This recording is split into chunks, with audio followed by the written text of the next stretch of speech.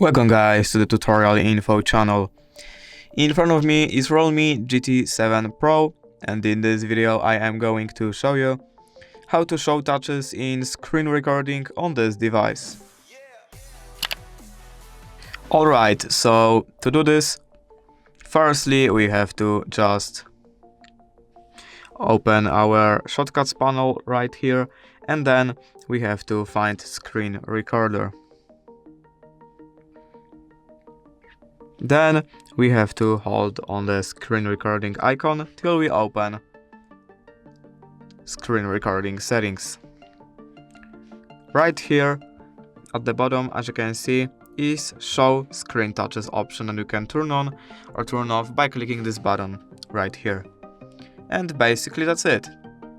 If you did enjoy this video, leave a like and subscribe. Thank you guys for watching. Bye!